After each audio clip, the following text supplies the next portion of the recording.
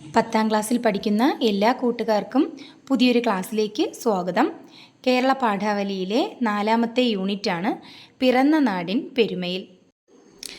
NK ദേശം എഴുതിയ മറുനാട്ടിൽ എന്ന കവിതയിലെ ചില വരികളാണ് പ്രവേശക പാഠഭാഗത്തിൽ കൊടുത്തിരിക്കുന്നത്. മറ്റേതു നാട്ടിൽ പറിച്ചു നട്ടാലുമെൻ പൊട്ടിയ നാരായ വേരിൻ്റെ അറ്റത്ത് പൊട്ടിച്ചിനച്ചു തഴയ്ക്കാൻ കൊതിപ്പു ഞാൻ മങ്ങാതെയുണ്ടൻ മനസ്സിലെന്നാളുമീ മണ്ണിൽ കിളിർക്കും കിനാക്കളും പൂക്കളും. ഏതൊരു മലയാളിയുടെയും ദേശസങ്കല്പമല്ലേ കവി അവതരിപ്പിച്ചിരിക്കുന്നത്? വിശകലനം ചെയ്യുക. സ്വന്തം ദേശത്തിൻ്റെ ഹൃദയതാളം തിരിച്ചറിയും വിധത്തിലുള്ള കവിതകളും കൃതികളും മലയാള സാഹിത്യത്തിൽ ധാരാളമുണ്ട്. ഏതൊരു മലയാളിയുടെയും ദേശസങ്കല്പമാണ് എൻകെ ദേശത്തിൻ്റെ മറുനാട്ടിൽ എന്ന കവിതയിലെ വരികളിൽ പ്രതിധ്വനിക്കുന്നത്. സ്വന്തം നാട്ടിൽ നിന്ന് മറ്റേതു നാട്ടിൽ പറിച്ചു നട്ടാലും സ്വന്തം നാടിനെക്കുറിച്ചുള്ള ഓർമ്മകൾ മനസ്സിൻ്റെ ഒരു കോണിൽ എപ്പോഴും ഉണ്ടാകുമെന്ന് കവിവാക്യം പറയുന്നു. ആ ഓർമ്മകൾക്ക് മങ്ങലേൽക്കാതെ കിനാക്കളായും പൂക്കളായും മനസ്സിൽ തളർത്തുകൊണ്ടിരിക്കുമെന്ന് കവിവാക്യം വ്യക്തമാക്കുന്നു. പാഠഭാഗത്തിലേക്ക് പോകാം. ദേശവും എഴുത്തും. കോവിലൻ്റെ തട്ടകം, നാരായൺ എഴുതിയ കൊച്ചരേത്തി, യു.എ. ഖാദറിൻ്റെ അമ്മയെ കാണാത്തവൻ്റെ കാർമേഘങ്ങൾ, ഷീല ടോമിയുടെ വല്ലി എന്നീ നോവലുകളുടെ ചില ഭാഗങ്ങളാണ് പാഠഭാഗത്ത് കൊടുത്തിരിക്കുന്നത്. കോവിലൻ്റെ തട്ടകത്തിൽ മൂപ്പലശ്ശേരി ദേശത്തിൻ്റെ നൂറ്റാണ്ടുകൾ പഴക്കമുള്ള പൈതൃകത്തെയാണ് പാഠഭാഗത്ത് പറഞ്ഞിരിക്കുന്നത്. ഒരു ദേശത്തിൻ്റെ കഥയെ ചരിത്രമാക്കിയാണ് എഴുത്തുകാരൻ തട്ടകത്തിൽ പരാമർശിച്ചിരിക്കുന്നത്. നോവലിസ്റ്റ് തൻ്റെ ആത്മാംശം പകർത്തിക്കൊണ്ടാണ് തട്ടകം എന്ന നോവൽ എഴുതിയിരിക്കുന്നത്.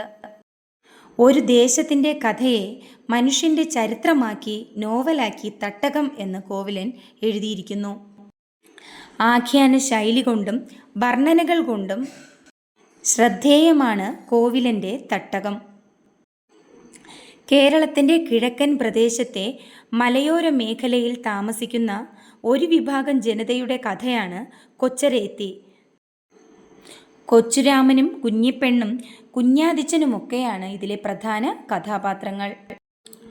ദാരിദ്ര്യവും കഷ്ടപ്പാടും അനുഭവിക്കുന്ന വളരെ പ്രാകൃതരായ ഒരു വിഭാഗം ജനതയുടെ കഥയാണ് കൊച്ചരേത്തി.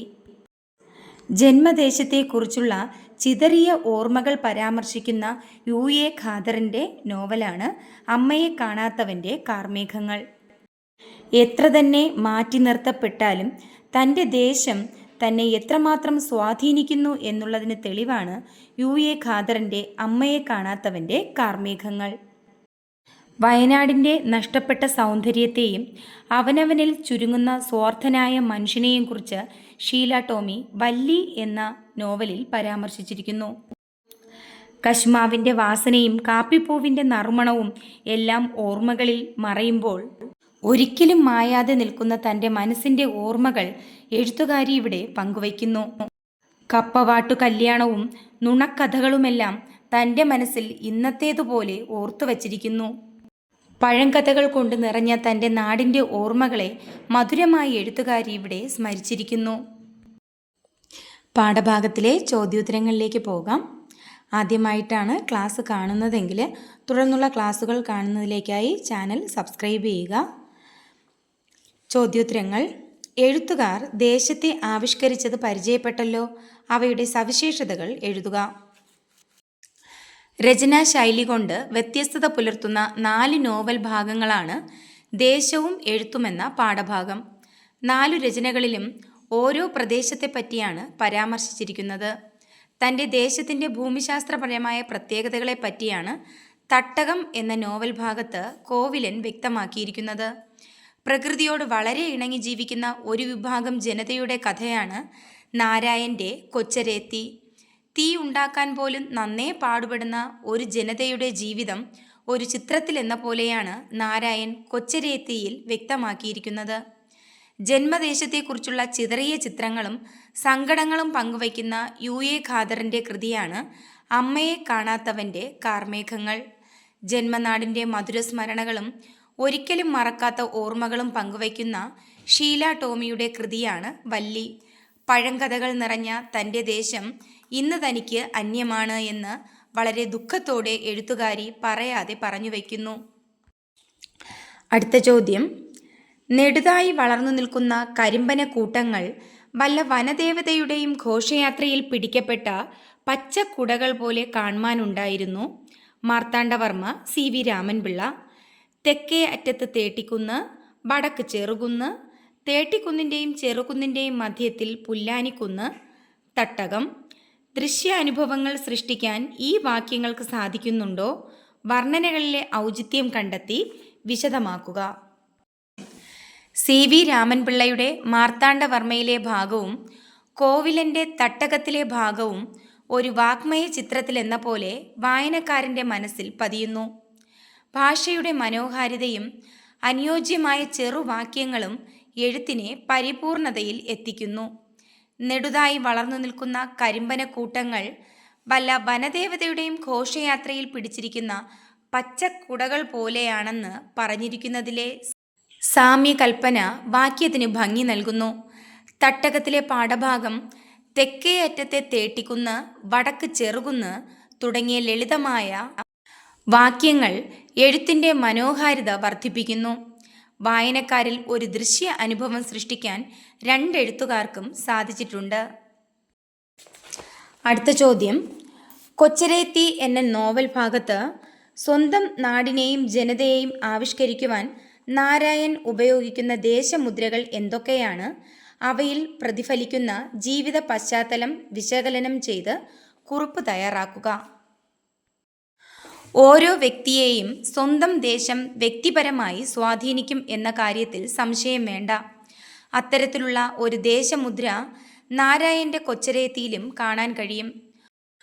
കൊച്ചുരാമൻ കഞ്ഞിപ്പെരയിൽ കടന്ന് തൂക്കിയിട്ട മുളങ്കുറ്റിയെടുത്ത് അതിൽ നിന്നും പനംപഞ്ഞിയെടുത്ത് അടുപ്പിലെ കരിക്കട്ടകൾ ഊതി ചാരം കളഞ്ഞ് ചേർത്തുവെച്ച് വെള്ളാരം കല്ലുപൊടി കയ്യിൽ തുരുമ്മി തീ ഉണ്ടാക്കുന്ന ആ ചിത്രം കൊച്ചരേത്തി എന്ന നോവലിൻ്റെ ദേശമുദ്ര പ്രതിഫലിപ്പിക്കുന്ന ചിത്രമാണ്.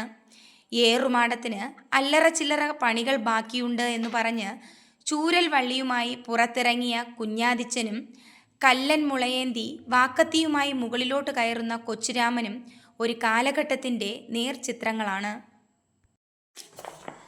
അടുത്ത ചോദ്യം, ഭാരതപ്പുഴ എന്നും എന്നെ പ്രലോഭിപ്പിച്ചിരുന്നു. കടലും കായലും തോടുമുള്ള എൻ്റെ ഗ്രാമത്തിനില്ലാത്ത എന്തോ പ്രത്യേകത ആ പുഴയുടെ തീരത്തിനുള്ളതായി തോന്നി. വാമൊഴികൾ വരമൊഴികൾ എന്ന കൃതിയിൽ ONV കുറുപ്പിൻ്റെ വാക്കുകളാണിത്. ഏതാണ് എൻ്റെ ദേശം? പെറ്റുവളർന്ന ബർമ്മയിലെ ബില്ലീൻ എന്ന ഗ്രാമമോ? ഞാനെന്ന സ്വത്വത്തിന് മേൽവിലാസവും പെരുമയും കനിഞ്ഞു സമ്മാനിച്ച എൻ്റെ വാർദ്ധക്യത്തിന് ശയ്യയൊരുക്കിയ തൃക്കോട്ടൂരംശം പാലൂര് ദേശമോ? UA ഖാദർ.